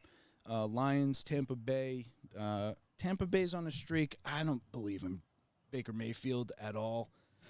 I really don't. I don't know. You know, I do love that they beat the Eagles, though, because I hate the fucking Eagles, man. Fuck the fucking Eagles, man. Hey, listen, that was Eagles fell apart. That was just an all-time collapse. You've never seen a collapse that Eagles, Cowboys. Who's got a bigger collapse? I love it. I love all of it. Yeah, Fuck them both. What's the name of that guy? NFC East is wide open. That's for sure. I think there's a whole new league coming. But yeah, Detroit, Tampa Bay. I got to pick the Detroit at home. I would love to see Green Bay, Detroit, NFC Championship. That's all-time. That's historic. That's fucking just epic NFL story art. You want to talk about storylines and WWE. That is all-time epic face-off, historic matchup. I would love to see every inch of that. That'd be every second of that game would be fucking electric. Lions would be hosting. Man, that would be really something. I like that. Before we wrap up the football pick, give me your AFC games. Give me your AFC picks. What do you like? And give me a Ravens and Texans. CJ Stroud, another rookie quarterback, made it into the divisional round of the playoffs. They're going against a juggernaut, possibly the best overall rated team in the NFL this year. Lamar Jackson's playing MVP ball. The Ravens are going to be tough to beat in Baltimore. They're also laying 9.5, I think, to Houston. So I'll just say real quick, I think it's going to be the Ravens, and it's not going to be fun. Man, I have to agree. I think this is one of those times where you see the Ravens defense dominate the Texans offensive line, and Stroud just can't overcome that. I don't know if they have the pieces to overcome such a, I don't know if in the Texans side of the ball, if Stroud can totally overcome that himself. It would be really awesome to see. It's similar to the Packers. The Texans are playing like lights out football, and you love to see it. I love that coach, but short of a Lamar Jackson fucking meltdown in a Texans defense that just is, shockingly great. Yeah, I got to go with the Ravens. I agree. And we said, Bills, Chiefs. That's interesting, dude. Fucking interesting, man. That's another right now. That's turning out to be the best matchup of the last 5-10 years in the NFL. Yeah, it's a rivalry at this point. Definitely, and would love to see the Bills win at home. Fucking Chiefs, man, just always seem to find a way. Mahomes always finds a way. The refs find a way. The refs find a way. Man, that's fucking interesting. I think it's man. Josh Allen's year. I think nothing is stopping Josh Allen. The Bills have also been on a pretty good streak, leading into the later half of the season. After that bye, they were 6-6. They came back and they rattled off a bunch of wins against teams that no one picked them to win against. And I just think the tables have turned. They're not going into Kansas City. Kansas City is coming into Buffalo against that hostile crowd, possibly with really bad weather. I don't know. I like Buffalo, but that's probably the toughest game out of the 4 games that we're going to see this weekend to pick. But I'm still going to stay with my intuition and my gut instinct, and it tells me that Buffalo is going all the way. Just got to interject here. Hells is telling us Joe is his volume's very high. Our computer is just like flying by the seat of its pants right now. So I'm trying to lower him, but it's like if I touch anything, it'll fucking the whole stream might drop. So I'm It's a like, house of cards. it's either Joe's loud or I'm Italian. I'm not loud. Hey. That's not a thing. gotta say this remote guesting is working pretty well, huh? Thank God. Yeah, I think so. Yeah. Thank God. Yeah, this is the system we're going to use for Matt Hill tomorrow, next week. Next So, Friday. so yeah, it's going to be a real Which test. will finally have some female representation. Yes, we're going to be joined by Anya Winchester, my real life Meg, real life friend, and she's awesome, and she's a huge Ed Nettie fangirl. So Joe, I'm sorry, I didn't mean to cut you off if you had closing thoughts there.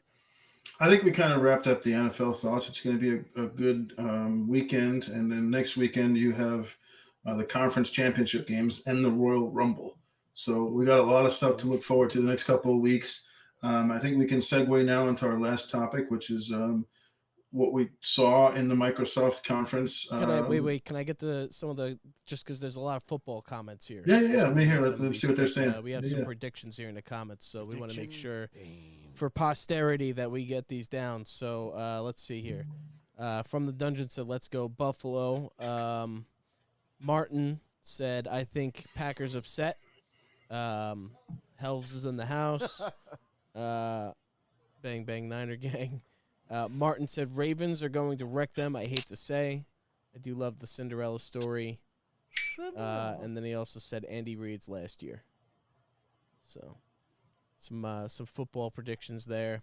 I'm just happy that the Eagles lost. Just because that one guy that left a negative comment is very unhappy now. So that piece of shit. What's his name? What's the name of that guy? Well, I hate the Eagles for other reasons. Yeah. Joe, but you were saying so there was I didn't hear anything about this. There was an Xbox conference. Yeah, we had a Microsoft Direct conference where they showed off some games that have been in development for a while. Avowed. They also showed off the Indiana Jones game, which was directed by Todd Howard. It looks great. It looks like a first-person Uncharted, and it's going to be an Xbox exclusive. And the nice thing about all the games that they showed at the conference, they're all coming out this year. So that was the big question we had the last couple of weeks: is what are we getting this year? What games are coming out this year? We weren't getting Grand Theft Auto. Wolverine hasn't even been shown yet. It's been leaked, but we don't know if it's coming this year or not. So what big games other than the remakes that we know are coming out, like Metal Gear, Silent Hill 2? So Xbox has a couple of games in the pipe that are going to be coming out in 2024. Do we have a release date on Indiana Jones yet? It just says 2024. Okay. I think Probably about summer, October, probably summer. Yeah, You think summer? I think summer. Yeah. It looks good. Was it made in the Unreal Engine? I believe so. Of course it was. It looks like it was anyway, but it's going to be both first person, and they said there was also going to be some sequences where it's third person as well. I looked at the trailer. I'm excited. I think the name is kind of lame. The Great Circle. Like, does that sound like an Indiana Jones title to you? Like when you think about like the names of Indiana Jones movies, like even the ones that suck. Think about it: Raiders of the Lost Ark, The Temple of Doom, The Last Crusade, The Kingdom of the Crystal Skull, and The Dial of Destiny. Judging, you can judge the movies for all you want, but those are great fucking names. The Great Circle. Is that the name? The Great Circle. What's the name? Indiana Jones and the Great Circle. Great Circle Jerk. I don't Let's see. know. Somebody had to say it. 180, the 360 degrees of doom. You know. Another 360 degrees. Yeah. I'm balanced. Oh, that's better. I'm better than you are. I think we're gonna see a lot of movie like Hollywood adaptations in the Unreal Engine. And I will say that Han Solo, Indiana Jones, sounds like Indiana Jones in the game. Like, it's got to be hard to like mimic, and really like catch the cadence, because then it feels inauthentic. I almost thought it was like it'd be funny if Mark Thompson got hired to do. I think it's Troy. I think it said Troy Baker is doing the voice. It is Troy Baker. Yeah. I saw the post that he made online about it, and I thought that was pretty cool. It's pretty close. Awesome. He pretty much does Harrison Ford, pretty good. Yeah, no, he did a fantastic job. The graphics look really crazy, and we haven't had a good Indiana Jones game since The Emperor's Tomb on PlayStation 2. That's so crazy. we are long overdue for a good Indiana Jones game. There was a canceled Indiana Jones game that was built on the same engine, or a similar engine to Grand Theft Auto. Oh, yeah, that's interesting. Was that when the Disney acquisition happened? Was it one of the things that got canceled? Yeah, it got canceled before that. It was being put together just by a studio that I don't think had. Because I think they're calling this LucasArts. It's a LucasArts production. Disney brought everything, I think, gaming wise, like in house, or they have like a very direct gaming division. Because it's interesting, when they first acquired LucasArts, they actually shut down the studio, and they shut down all of the projects that they were working on. They were working on another Battlefront. They were working on that Star Wars 1313. Yeah, there was like a bunch of stuff, and that trailer had me hyped with all the red lightsabers and the blue light. Oh man, I was like looking forward. To that shit. It was what a sin, but maybe they'll pick it up again, and I'm excited to get some new Indiana Jones stuff, because I feel like Indiana Jones is one of those really beloved things that just hasn't been truly honored in a long time, and I think that's why the fan base has had some sour grapes. I mean, we got a really shitty movie with the King of the Crystal Skull. The new one was good, but not fantastic. It was okay. It was just comfortable enough to be like, okay, this felt like a little bit of a warm embrace from somebody I'd already loved from years ago. It's like, but that was the last one with a minute, right? But that's it, and it's the technology to be able to de-age Harrison Ford and create new stories with Han Solo. Oh yeah, I keep calling him Han Solo. Indiana Jones. It's so funny. In fact, name the dog Indiana. I have a T-shirt of Indiana Jones finding Han and Carbonite. It's one of my favorites. Of course. It's fantastic. But I think they even did a comic book where Indiana Jones goes into a jungle or something like that, and he finds like the Millennium Falcon. And like it's all covered in like fucking like overgrowth and stuff, and like I think he even finds like Han Solo's like skeleton, and I think like Chewbacca's like like Bigfoot or some shit. Like even Disney was like, that doesn't work for me, brother. Yeah, it was like a comic book thing, which was pretty crazy that Indiana Jones was in like the Millennium Falcon. Yeah, they couldn't help themselves. They had to do the crossover. Of course. Other games besides Indiana Jones. So is that confirmed Unreal Engine? Can somebody in the comments confirm that? I think so. I'm not confirming a joke, but I'm curious. I have if it no actually clue. is. Yeah, really. It would make more sense for it to be, whatever the Star Wars engine was in, because it's, Lucas and all that shit. But Hells said that there's a possible Elden Ring expansion coming. There is. Which I'm just going to reiterate, that game sucks. Imminent. Fucking hate that Get game. good. Hate Somebody that said it game. earlier in the show. Get good. Game sucks. Chris only likes 2 games. That's it. That's not true. Hey, I gave Fortnite a chance. Likes Grand Theft Auto and Minecraft. That's it. You gave it a Grand chance, Theft Auto but and you didn't ES. Elden Ring. Yeah. Elder Scrolls. Elder Scrolls. Whatever. Elder Scrolls. Yeah, I hate those though. See, that's the thing. Well, that's the beauty of video games, and even like this show. Like, none of us are like all in total agreement about anything. You know what I mean? That's kind of that's. Well, you have to have that though. Otherwise, what the hell are we doing? It's the flavor of life. It's boring.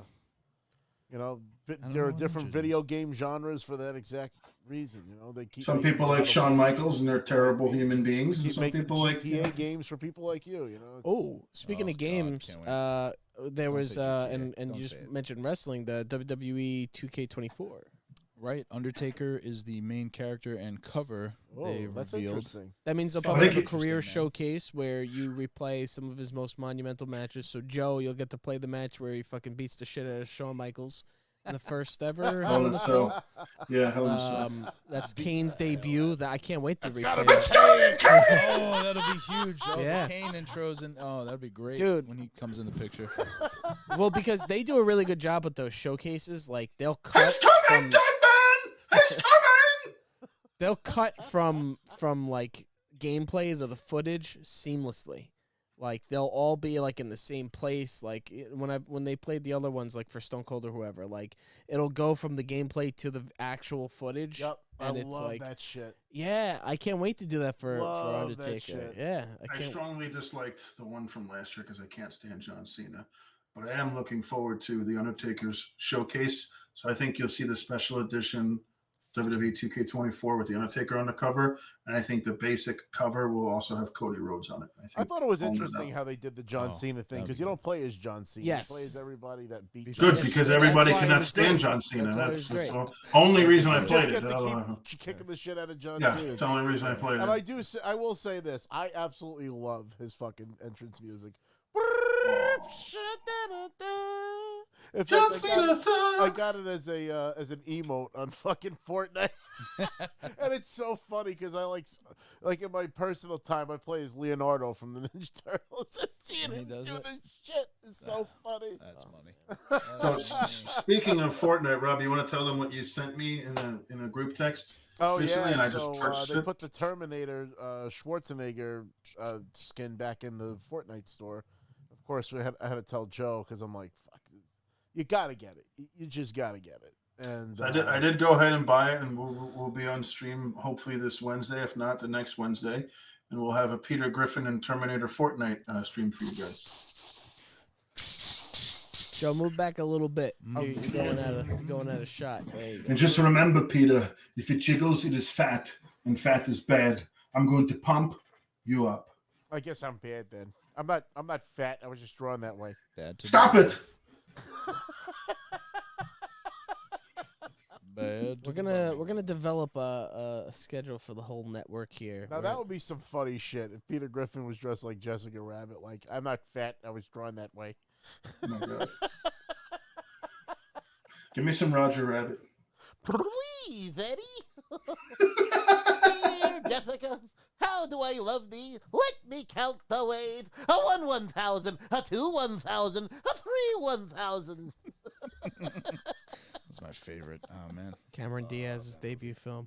Tell No. me it's No. not true. Cameron, that's the mask. What are you talking about? Oh yeah. I gotta mixing it go. up. What's I'm happening mixing it now? up. Help! I confused her with what's her name? Ooh, what? Jessica What? Rabbit? Yeah. What, who? Rabbit.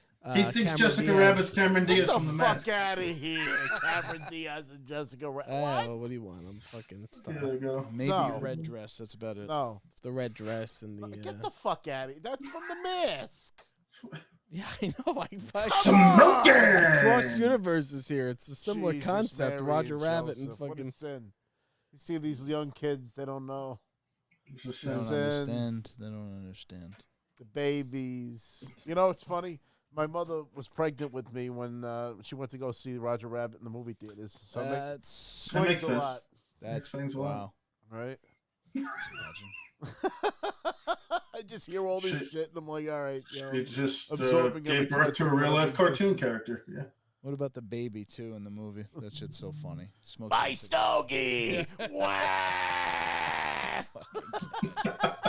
Can't make 'em right. So that's the only time. What? So I can pay you.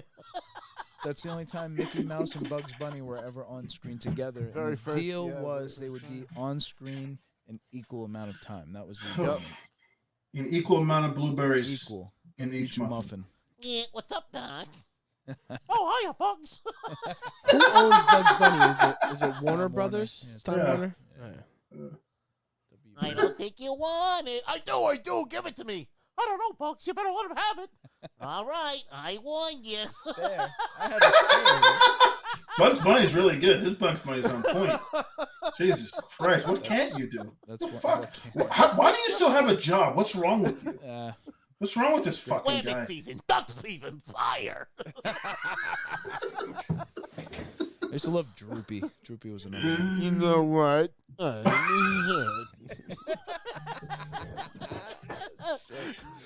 Dad. Going up, sir. Go. Watch your steps, sir. Oh man. Fuck. Epic. I love that movie so much. I watched it so many times. That was up there for me. There were like definitely. some movies that I would watch over and over. Of course, Star Wars, but Who Framed Roger Rabbit, Rocky. Like there were like certain movies that like I would just watch. But that used to make my mother used to say that movie made me wild. I used to go nuts. You're like Roger when he drinks alcohol. Oh, forget it. Yeah, that was me 100% of the time. A ginger eel, true and true. God, can't imagine. Can't imagine.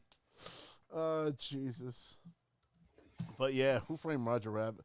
It reminds me of a funny story. So I actually got to meet him at Atlantic City Boardwalk Con, the voice of Roger Rabbit. And then when I got home, I had gotten his autograph and I put it in a frame. And I was like, well, after all these years, I was the one that framed Roger Rabbit. The king of puns. That's it. What else we got on the agenda, boys? And I don't even. I think that's it. It's just been a covered it. fucking mind fuckable week, I guess. I don't know. Yeah, it's, Well, that- you know, it's the time of the year. We've been getting hit with fucking snow, and we kind of got away with snow for the last couple of years. So I think it's hitting people a little harder than it normally does. You know, the sun's never out no more. It's cold as shit. I think it's going to be going back to the 50s like next week or something like that. But I don't give a shit about anything. I don't go out anyway, so it doesn't really affect me. I'm in the house. Who gives a shit? Right Winter has come at last. Everybody, freeze! I'm really excited for my dad. He just went on a cruise.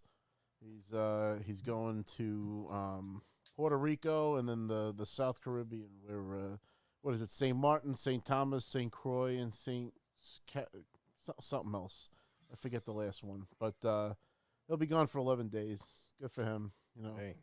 allow him to enjoy his life. He took care of my mother for many years, and you know, kind of like stifled him being able to go places and stuff. And he never would have thought he would do this stuff, you know, in the first place. But you know, he found some really great friends to travel with, and That's when you know you're living. Godspeed to my dad. Love you, and hope you're enjoying your trip. Hell yeah, for sure.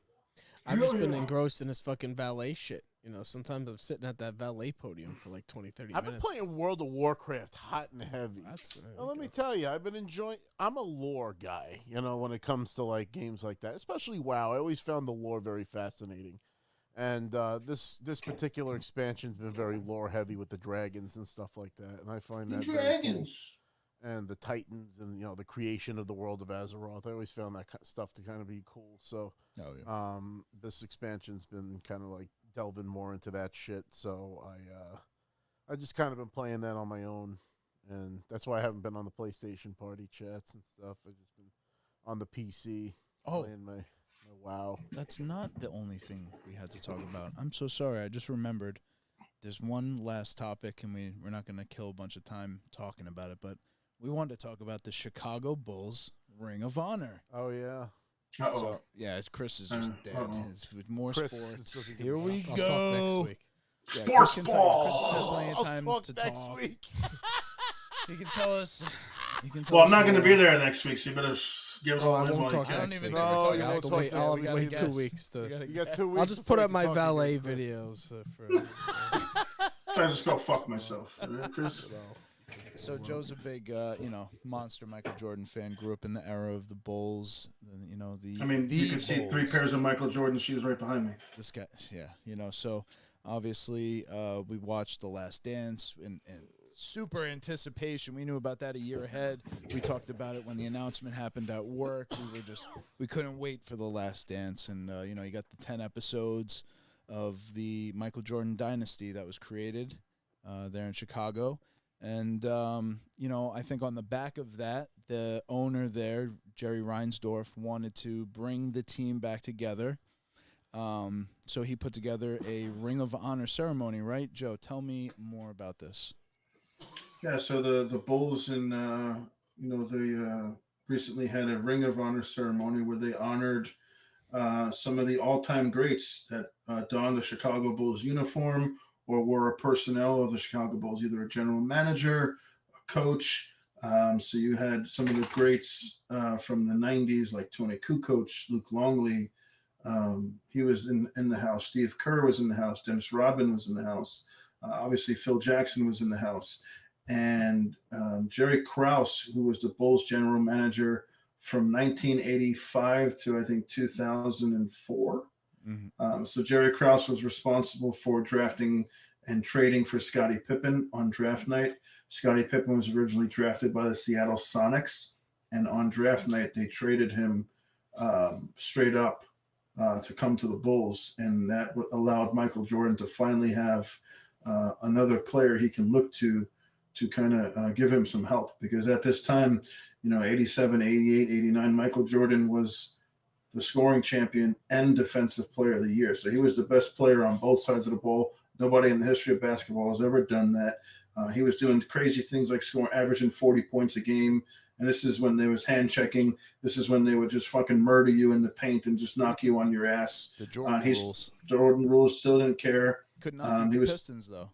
Yeah, they couldn't get over the hump. They couldn't get over the Pistons until they bulked up, got a little bit older, got Phil Jackson in there that implemented the triangle offense that moved the ball out of Michael's hand and allowed him to be freed up in an isolation where he can actually score at his will against whoever was defending him.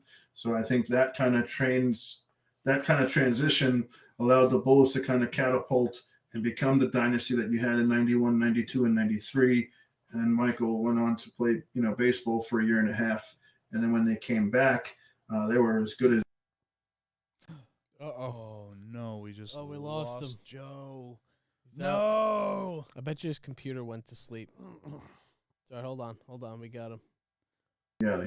So 96, 97, 98, Michael Jordan made his comeback, and you probably had the greatest team of all time assembled in 1996 when the Bulls went 72-10, and then they also won the NBA championship that year. So the Ring of Honor ceremony is drawing a little controversy, to Vince's point, because one, Michael Jordan and Scottie Pippen were not there. Scottie Pippen didn't say anything.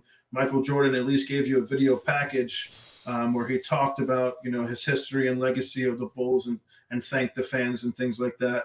But when they announced Jerry Krause obviously is no longer with us. He has passed away. He was the general manager that assembled these winning teams in the 90s. His wife was in place for him, and she accepted the honor in his place, and she was in tears because as soon as they announced Jerry Krause as a part of the Ring of Honor, the entire arena in Chicago booed out of the building. Like, they went nuts. Like, they went ape shit and they booed. I kind of get why they booed, but a lot of people are saying it was messed up because he's dead and it's his wife that's there. Vin, I know you and I had a little brief conversation about it through text, but let's flesh it out and now let's talk about it with our viewers. Give your 2 cents on what you saw. Yeah, so, I understand the Jerry Krause animosity. I understand how people feel. I understand how Michael felt. Scottie Pippen, it's just a vicious thing that they felt for each other. Jerry Krause and Michael having such animosity. Michael really put it out in the open to everybody in The Last Dance, and I think that fueled the reaction. I think if they had a Ring of Honor, we're talking 1996, 97. We're talking the 90s, the prime time. We are now 30 years later, right? We are. But give us some backstory. Why were they booing? Oh, well, for those who don't know. Of course, sorry, yes. Lean back, Joe. They are booing because, and Michael blames Jerry Krause for breaking up the dynasty, which he did. He definitely did. Entering the 97-98 season, Jerry Krause told Phil Jackson, "You will no longer be the coach of the Chicago Bulls. You're out. That's it. I don't care how many games you win. I don't give a shit. It's over. This is it. But that's unprecedented. That's the first time in history of sports where anybody would say, Oh, I don't care Why? if you win the NBA You're championship. winning. You're gone. You're Who doing does the that? thing you're Who paid does to that? do. What are I you don't- doing? Right. Why I would don't- you do that? They're winning. It's You the want to get rid of biggest somebody who's winning? I never heard ego. that. It's pure ego. unfathomable. It's Right. pure ego. It's pure greed. It's pure jealousy. Oh, He was or- jealous of the actual celebrity and publicity that Phil Jackson and Michael Jordan and Dennis Rodman and Scottie Pippen got in that era of basketball, and he just wanted to go and like, hey, I'm the boss. It's my call. I'm going to break up the greatest team ever assembled. And that's a reason why Chicago fans will never forgive him for that. It could be 30 years, 60 years, 90 years. If They you're should. still a fan of the Bulls and you remember that era, you're not going to forgive him. So I totally get why they booed. It was a little disrespectful because of his wife being there and he's dead. But I mean, there's a reason they booed, dude. It's two things, yeah. So one is it a great idea to bring her out to do that? On the side of Jerry. What was she Reinsdorf? doing there? She had no business You being should there. be able to anticipate and read the room that Jerry Krause is not a celebrated name. No. You can see it back in The Last Dance No. when they're introducing the team and he makes the announcer say the architect of the 95 90. He makes the guy say it and he comes running out and everybody boos and he tries to tip his hat, but And the guy 30 had a years go by, they still boo him. They didn't tremendous forget. fucking ego and to again, I'm sure even in the audience it's not even really apparent that she's sitting there. It's not even No. like it's her on the screen and everybody knows who that is. They heard No the one name has and they an booed. idea. That's it. It's just it's a terrible look for Chicago. It just doesn't. It's a very it's a what do you call it? Unsportsmanlike, whatever you want to say. The guy deserves the credit. His name should be announced in that moment. They wouldn't have had all that if it wasn't for him. In a way, I don't know about that. in a way, I'm just saying. I don't know about that. It's to make the trade to get Scottie Pippen. He Tony didn't draft Kukoc- Michael Jordan. the That was Tony Kukoc Rod thing Thorne. The Tony Kukoc thing was not welcomed. It was not a welcome move, but he sure as hell did his part to help that team win games. I'm very obviously sympathetic and empathetic to the woman who's a widow sitting there, and they're just openly and loudly booing her dead husband. No one ever wants to feel or hear that. You think So they set that's her my up doing that, that's though? my sympathy, and I would say that's what I thought about when I was, after we had the conversation. I was like, man, how do you not know that's going to happen? I loved Especially it. With the last, I loved it. Fuck that fat fuck. Fuck that fucking little Especially- tiny fat fuck. He took away years of fucking memories that we At could have least- had. at He least robbed two more. us of At least Kobe two more. versus Michael in 99 and 2000, or Ooh. Michael versus Shaq in the finals. Like they wanted to come back in the 1999 season. They wanted to play another They all season. would've. They wanted to defend their title. They all would have signed another one-year contract and came back and played again. And the selfish fat fucking prick robbed us of that. So fuck him. It's true. If I was in that fucking arena, Where's- I would have fucking booed his name too. Fuck that shit. Where have they been since? Where's the Bulls been since? Nothing. Lean nothing. back. Yeah, that's just. I understand where you're coming from. Again, Fair enough. seeing the clip and watching, I was like, Now I'm sweating. Poor lady. That sucks. But yeah, it was kind of a setup. It was kind of a setup by Jerry Reinsdorf. Like, come on now, what are you doing? Of course he's gonna get booed. They booed him Am I 20 wrong? years ago. They'll boo him 30 years. Am I from- wrong? Like you said, they'll boo him 40, 50 years from now. Am I wrong? Nobody. You ruined Michael Jordan's 7th and potential 8th. I don't think anybody's beating them until Kobe really emerges a few years later and the Kobe Shaq thing happens. Well, you That's also about got to that. consider he was 35 years old in '98. He had at least another, year or two left in him, and he could have been still in his prime. Right. And it's just you never want to see something end. I think part of me is happy that we never got to see the end of that dynasty, and he left on a highest possible note. Right. And they're still viewed as the greatest team of all time, and we didn't get to see the decline of the Right. Chicago Bulls. So for Patriots. that, I'm kind of, in hindsight, I don't really mind it. But if you're a Chicago fan and you live in Chicago, or Chicago Bulls were a household name in the 90s. They had fans from all over the world. We're in New York, and we were big Bulls fans too because of Michael. They just robbed us of more, and you can never get that back. Agreed. From the dungeon says that dude was an ass, and hell yeah, Joe, F him. Thank you. Well, Said. I would say that pretty much wraps it up. Think, Rob. Yeah. It's time. Rob, want to talk about one more time what we have in store for the viewers next week? And go home, Yoko. Yeah, we're gonna have Matt Hill from Ed and Eddie, the voice of Ed, and we're also gonna have Anya Winchester, my real life Meg Griffin. Shut up, Meg. She's a huge Ed fangirl, so she's gonna be helping us with the Buttered questions. toast. Buttered toast. It's my chicken, Eddie. But yeah, he's a really, really awesome guy. You guys are gonna love him. We're gonna have him next week, 9:00 p.m. Eastern. Please hit that subscribe button. It really helps the show. Hit the notification button so you know when we go live. Tell your friends. This has been the Break Room Podcast. Snoochie Boochies, may the force be with you. Go Paco.